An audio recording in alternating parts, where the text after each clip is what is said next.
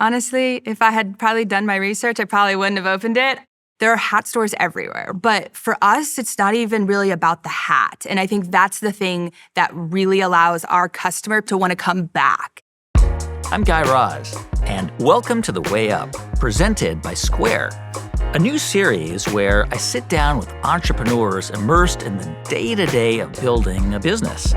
We'll talk about the ups and downs that define their journeys and the communities critical to their success. Today, I'm talking to Alex Samuels, the founder, CEO, and dealmaker behind Nashville's Rustler Hat Co., a shop that doesn't just sell hats, it sells experiences.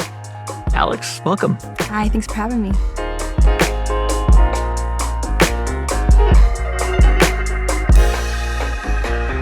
You started your career in commercial real estate for almost 10 years before Rustler. Tell me a little bit about your life. Yeah, so I was actually born and raised in Kansas City and moved to Nashville for university, where I played Division I volleyball.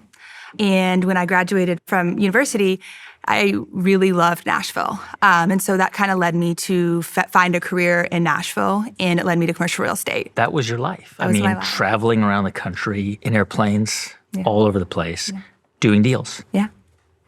You probably got pretty good at it. Yeah, I would say I was decent. Yeah.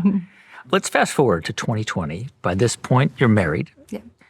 It's COVID, of course. It's a tough time. And I guess you and your husband want to just get out a little bit. So you go to Jackson Hole for a vacation. You're in this beautiful town, and you come across a really cool hat shop. And you decide, hey, I'll make an appointment to go and make a hat. Yeah. Tell me what happened. Yeah, so I've been thinking about this hat for like 2 days while we were there. And so my husband finally said, just get the hat. So we went in to have an appointment and just left kind of feeling bummed. And it just wasn't a great experience, to be honest. It wasn't anything special. It wasn't something that I was going to tell my friends about or something that I would think about probably ever again. Every once in a while, my husband would bring it up to me. And every time I would just put it down. And one day I went to put my hat on. It didn't even fit my head. And I was like, well, maybe we'll have to go back to Jackson Hole. And he said, or maybe you just open your own in Nashville. What did you think about that idea? I thought how cool it would be, but how exhausting that would be, because it was never going to be something that I had left my career that I'd spent 10 years working in to open a hat store. That seems crazy, huh? My compromise with my husband was, okay, let's open it, but I'm going to keep my job. All right. There is always a gap between loving something and then trying to figure out how to sell it, right? And with hats, particularly high-quality hats, this isn't a relationship business. It's like generational. First of all, where did you start? Where did you even go? Who did you know to call? So that's actually the funniest part is I had no idea anything about hats. I just knew the one that I had didn't fit my head and I needed something different. And so when we decided that we were going to do this, I started calling the typical name brands and they all laughed. And what did you ask them? I'm going to need some hats. And they just laughed.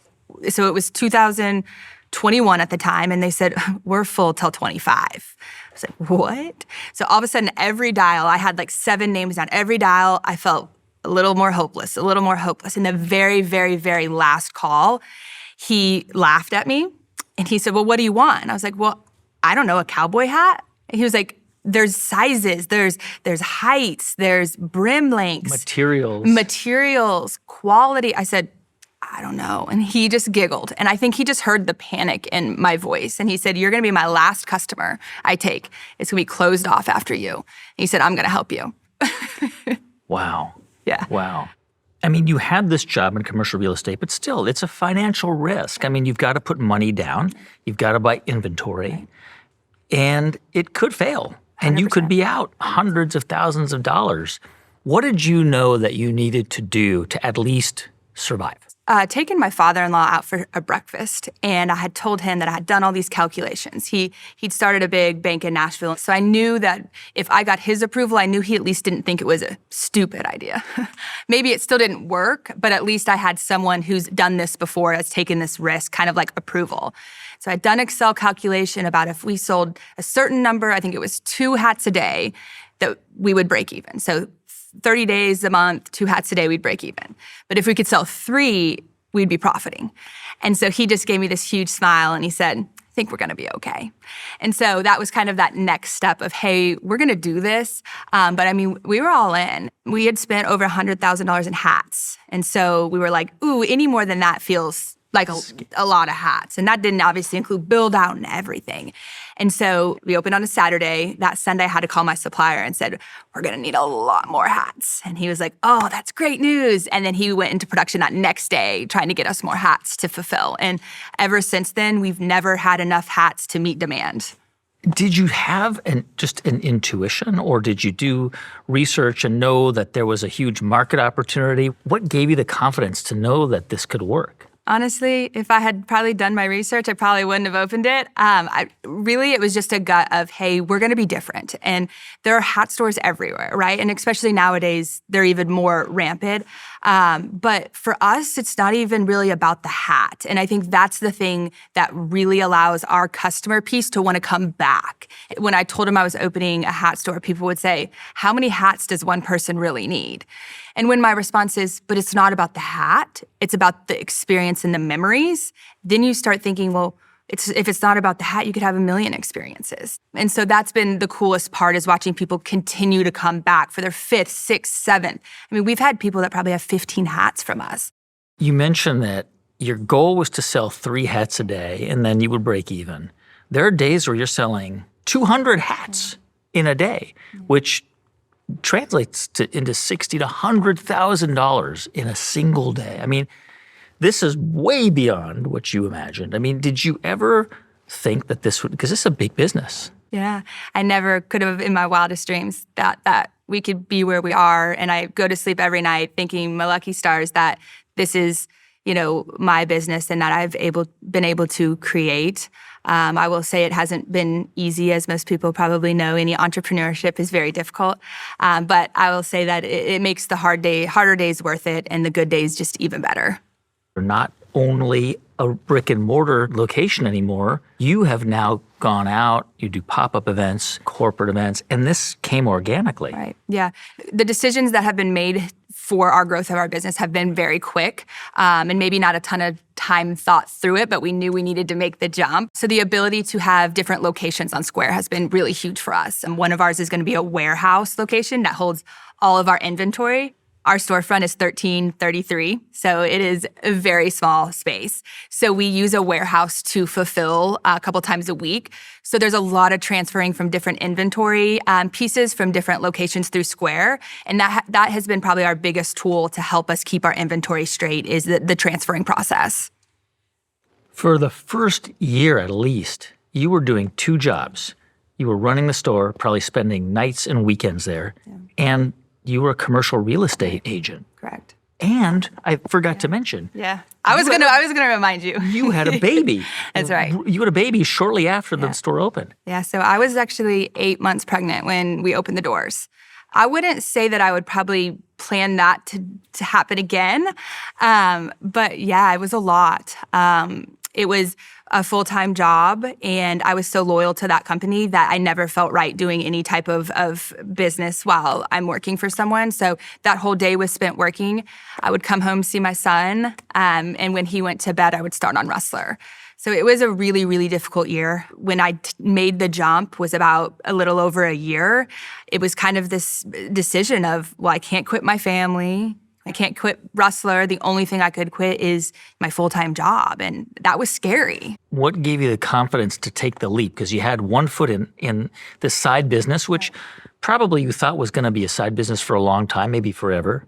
But at some point, you got enough confidence to say, no, I'm going to go in full on to this thing. Yeah, I mean, it was scary. I won't lie. My husband gave me a huge push on it, but the other thing that kept me excited was, what could this be, right? Like, if I'm running this operations with, 40% capacity of my mind, what could it be if I put 100% to it? And the day that I made that decision and I actually left my job, sales just skyrocketed. And it was night and day difference. And so I think that gave me, even the first day, I could just see the differences, and the sales could see the differences. And so I think that it was a quick realization that I probably should have done it sooner, but it was when I felt comfortable. All right, let's dig into this idea for a moment. You will run a hat shop. You're selling high quality hats, but you're not selling hats. You're selling an experience. So walk me through the experience. Yeah. What happens? So the process for making a hat with us is we take you through the full process of how that 45 minutes is going to run. We have a wall that's filled with hats, different colors, different price points, different styles. We run you through that, and once you decide which price point you're in, you narrow down what color you'd like. From there, the process is you get sized. So we will actually size your head so that the hat that you are purchasing, unlike the one I purchased, actually fits your head and feels comfortable. The next process is you'll sit down with one of our stylists. We'll offer you a complimentary beverage. That's kind of the exciting piece with it. The reason for that is if you're going to be in Nashville, you want to have a good time.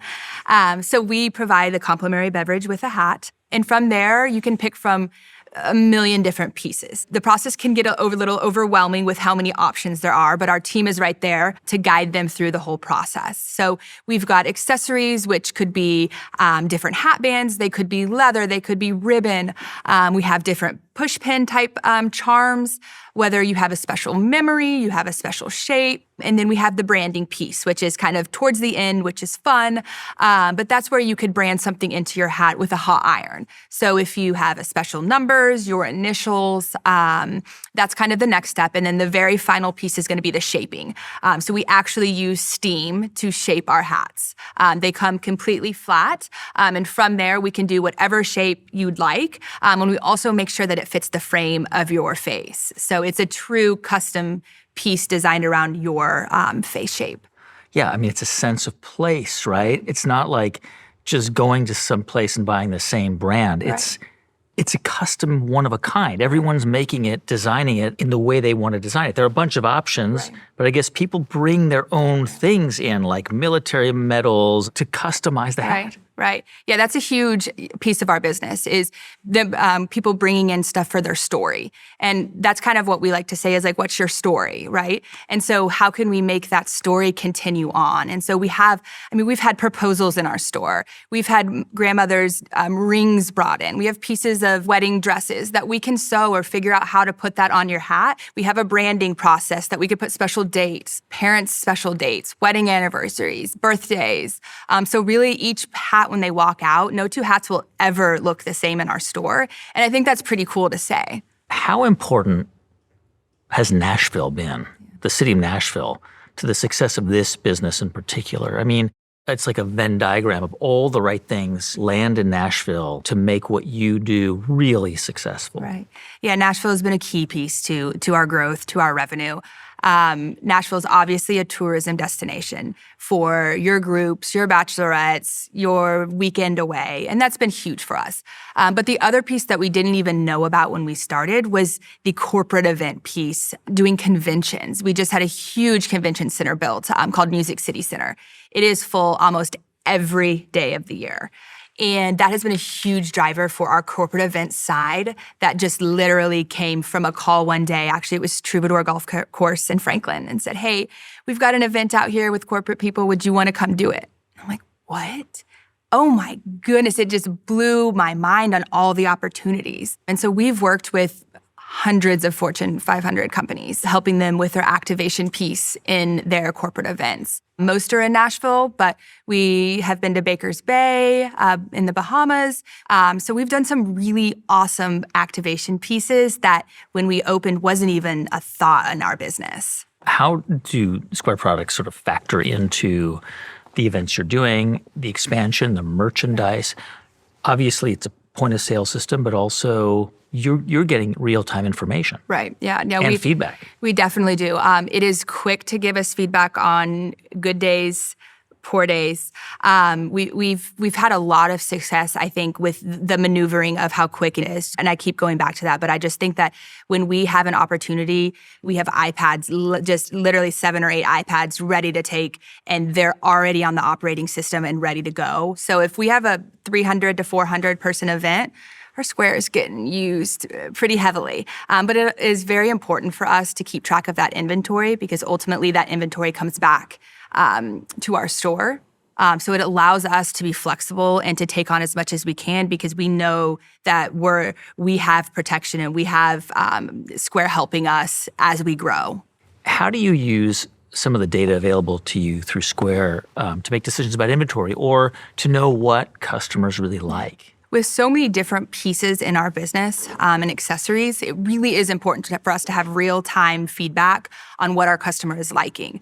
We have different options throughout the season based on if it's spring, if it's summer. And so Square does a really great job of creating reports for us that can show us what our customers are wanting, what they'd like to see more of, and what we could probably pull back a little bit on. But we run those reports probably 2 or 3 times a day to track what our store needs fulfillment-wise, and we run it also monthly to see what we can order to keep our customers coming back for different unique things.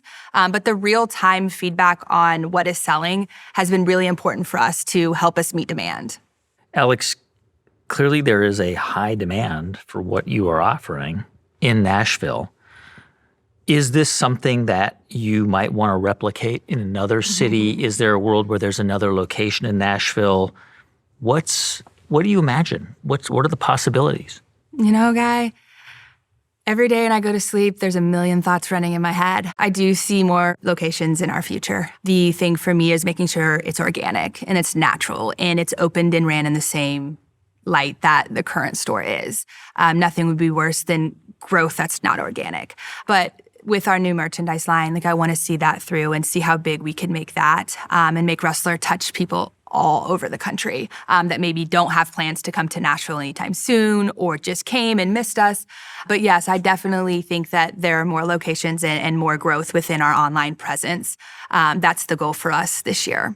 And if you could imagine, if you had a crystal ball 10 years from now, what is Rustler?